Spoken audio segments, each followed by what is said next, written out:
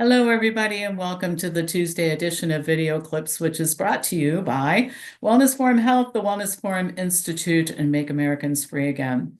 A couple of announcements. Our Cancer Summit has been expanded. We're having a Friday, March 21st session in the evening and Saturday, the 22nd of March. I'm going to talk about cancer as a metabolic disease. We have Daniel Orego joining us, who is going to talk about putting metabolic pressure on cancer through the use of keto diets and things of that nature. Dr. Gracie Yuen is going to talk about water fasting and sympathetic dominance. Avinoam Lerner, who's a cancer recovery and trauma coach, is going to talk about healing cancer and trauma. Kylie Rorabaugh, the psychologist, who many of you know from your taking classes from her at Wellness Forum, the psychology of survival, and then additional topics, building a survival team, how to analyze conventional therapies for outcomes data. And we'll have a panel of cancer patients and families, and it's going to be an incredible, incredible event. So if you want more information about this, please send me an email at pampopper@msn.com. All right, I have a couple of news items to share with you today that I think are super interesting. And one of them is I've received a flurry of emails recently because of all the attention being paid to it about what I think the role of artificial intelligence is in healthcare. Well, the short answer is it's not ready for prime time, but I'll provide you with some additional information. And I'll start with a story and then I'll share some hard data on it. So about a year ago, a colleague decided to test AI by asking a medical question, and he already knew the answer and wanted to see if AI would get it right. And it was one of those where there's really a right and wrong answer. The response was incorrect, and what followed was a dialogue with AI challenging the response by presenting data, which resulted in AI correcting itself, but AI couldn't explain how it arrived at its original conclusion. And I think the concern for all of us who saw this was, because the exchange was shared, was that AI had a point of view. In this case, that point of view seemed to be very pro-pharma. And the additional concern beyond that was who's doing the programming so that AI would have a point of view instead of presenting objective data. Well, this story is just a story, but it should be enough to make us all cautious. But now I'll share some data. So recently, researchers asked 3 prominent AI systems to answer questions included in the board certification exams for rheumatologists, and the result was very concerning. ChatGPT-4 had an accuracy rate of 78%. Claude 3 was 63%, and Gemini Advanced was 53% accurate. But it gets worse. The researchers reported that some of the incorrect answers were so blatantly false with no clear rationale or source, and if used in practice, could result in severe harm. So the bottom line is I don't think AI is going to take the place of doctors and clinicians anytime soon. And I'd advise you not to get answers to your own questions about health from AI. Better options. First, join Wellness Forum. Our members, if they've been a member for a while, are much smarter and know more many times than the clinicians that they are using to help with prescriptions and things of that nature. And so, and by the way, I think that consumers should be smarter than the people selling things to them, where regardless of whether the thing being sold is a car or a house or healthcare. The other thing is my research and writing class, which I teach only once a year, starts this month. It's the last week in February. It's an 8-class series during which the students learn how to research the way that I do and arrive at right conclusions and nuanced conclusions. Sometimes it's not yes or no answer, and also to write papers. So if you're interested in any of that stuff, send me an email. All right, the second news item is about something else that I'm receiving a lot of emails about because it's in the news so much, and it's the ultra-processed food issue these days. So first, let me make a statement of the obvious. People who eat ultra-processed foods as a significant part of their diet are almost all destined to experience health challenges. And I say almost all because there's always somebody who lives on garbage, bacon, eggs, and cheese, and lives to be 100 years old. But this is the exception rather than the rule. Most of us just don't get away with it. The rest of the discussion is more nuanced than many people think it is, and I'll try to explain here. According to a recent article posted on MedPage, the first time ultra-processed foods was recorded in Congress was last year when Senator Bernie Sanders proposed legislation that would require warning labels on ultra-processed foods, limit how those products are marketed to children, and increase research on how they impact health. Now, we used to call these junk foods, and I'm sure the term junk food has appeared in the congressional record before. And I'm also sure that we don't need a federal study to determine that eating a lot of junk food is not good for health. I mean, the way we waste money on ridiculousness in this country is ridiculous, right?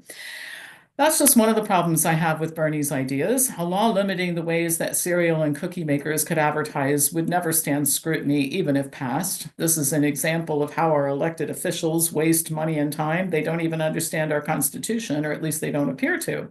Where would such legislation stop?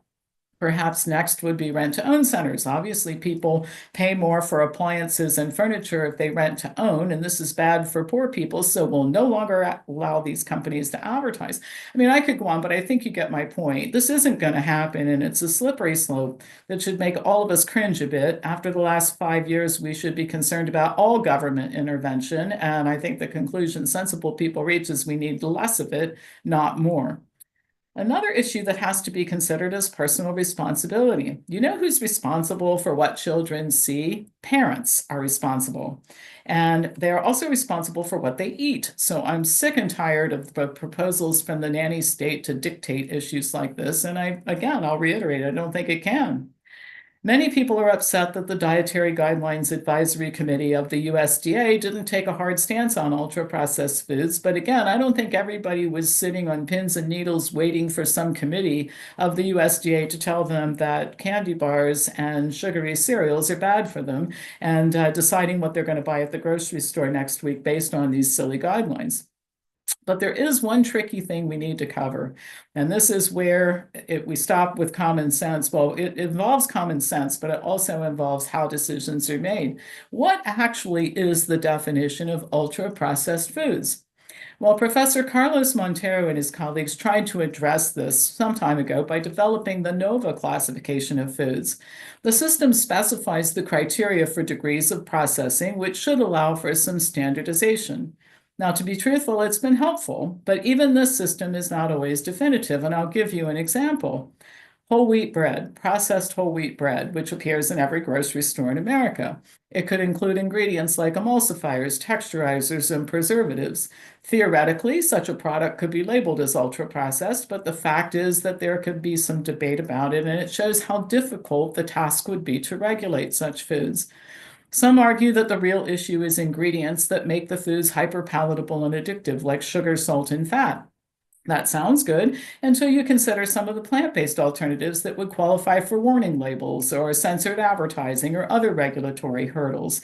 A good example of that would be plant-based milk. So those of us who enjoy going to the grocery store and purchasing some rice milk or oat milk or whatever it is that we're buying without a warning label, how dangerous it could be, that would give us all some pause.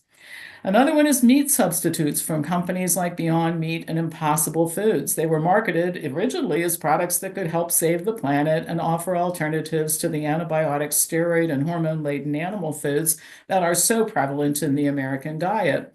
These products are not currently being referred to as ultra-processed, but we've been telling people for almost 3 decades now at Wellness Forum that eating fake meat 3 times a day, along with plant-based cheese and ice cream, isn't going to result in health improvement.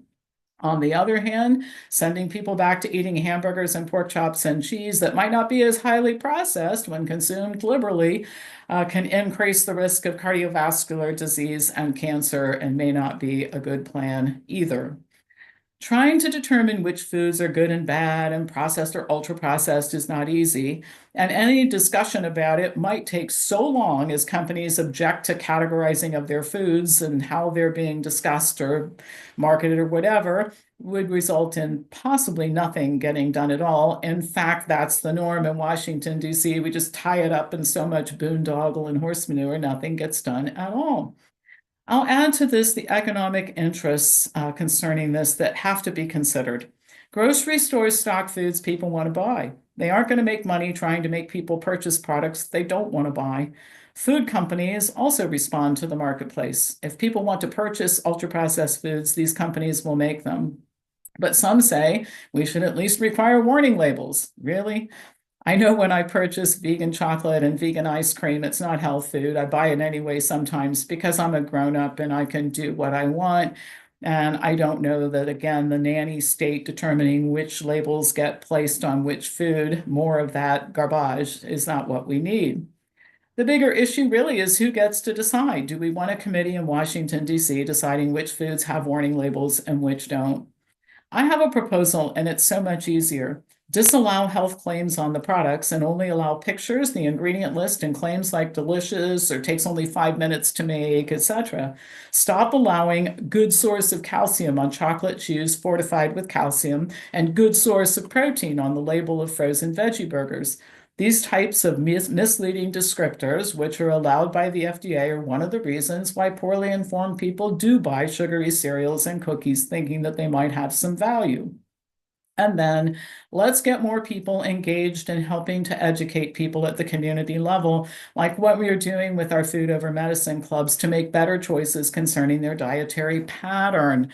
Cookies are bad for you, but not if you eat them occasionally. Broccoli is good for you, but it's not very good for you if you only eat it once per year.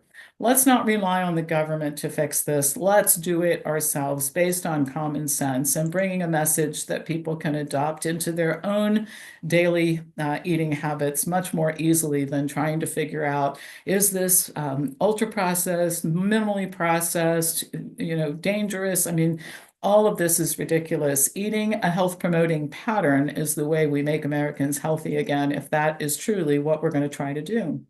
So I hope that this resonates a little bit with you. I will put the information about the ultra processed food issue in next week's newsletter with references so you can see it and take a look at this for yourself and circulate it to others. We've got to start spreading the word about common sense nutritional solutions to our current problems. And I'm not hearing those being discussed by anybody in Washington, D.C. right now.